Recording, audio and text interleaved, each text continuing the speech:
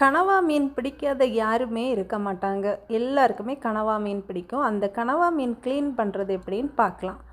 முதல்ல அதோடைய உள்ளே இருக்கிற தலை பகுதியை வந்து தனியாக எடுத்துட்டு அந்த ரோஸ் கலரில் ஒரு ஸ்கின் மாதிரி இருக்குது பார்த்தீங்களா, அதை வந்து மெதுவாக நம்ம உரித்து ஃபுல்லுமே எடுத்துடலாம். அதை நம்ம எடுக்கும்போது ஈஸியாக வந்துடும் அந்த ஸ்கின்னு.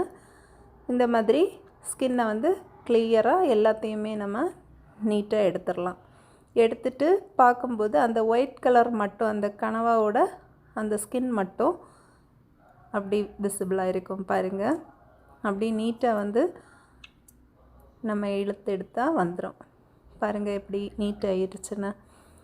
அடுத்தது இனி உள்ள அதோடைய நாக்கு இருக்கும். அந்த நாக்கு இதுதான் நாக்கு. இதை வந்து எடுத்து நம்ம தூர போட்டுருங்க. அதுக்கப்புறம் அதுக்கு உள்ளே இருக்கிற குடல் பகுதி எல்லாமே வந்து உள்ளே கை விட்டு க்ளீன் பண்ணிடுங்க. எல்லாம் எடுத்தாச்சுன்னா ஓகே, இது வந்து கட் பண்ணுறதுக்கு தயாராக இருக்குது. இனி வந்து கணவாயோட தலையை எப்படி க்ளீன் பண்ணுறதுன்னு பார்ப்போம். பாருங்கள், இந்த கணவ தலைக்கு கீழே உள்ள பார்ட்டு, அதில் அந்த குடல் மாதிரி இருக்குது, அதுக்குள்ளே வந்து கட்டியாக ஒரு இது நாக்கு மாதிரி இருக்கும். அதையெல்லாம் வந்து அப்படியே ரிமூவ் பண்ணி எடுத்துருங்க. அது நமக்கு தேவையே இல்லை. அந்த பார்ட்டை வந்து அப்படியே ரிமூவ் பண்ணி எடுத்துட்டு தலைக்கு மேலே பாருங்கள், அந்த இந்த பூவுக்கு மேலே நம்ம கை வச்சு அமுக்குனா ஒரு கல் மாதிரி வரும். அதை வச்சு அமுக்கும்போது அது தனியாக வந்துடும். அதை அப்படியே ரிமூவ் பண்ணி எடுத்துருங்க. அவ்வளோதாங்க, தலையை வந்து நம்ம க்ளீன் பண்ணியாச்சு.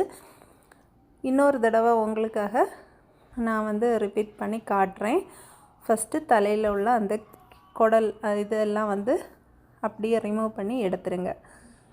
அந்த சின்ன கட்டியாக ஒரு நாக்கு மாதிரி இருக்கும், அதை எடுத்துட்டு தலைக்கு மேலே இதை லைட்டாக அமுக்குனாலே அந்த இது வந்துடும். அப்படியே வந்து அதை அப்படியே ரிமூவ் பண்ணி எடுத்துருங்க. வீடியோ பிடிச்சிருந்தால் லைக் பண்ணுங்கள், ஷேர் பண்ணுங்கள், சப்ஸ்கிரைப் பண்ணுங்கள். நன்றி.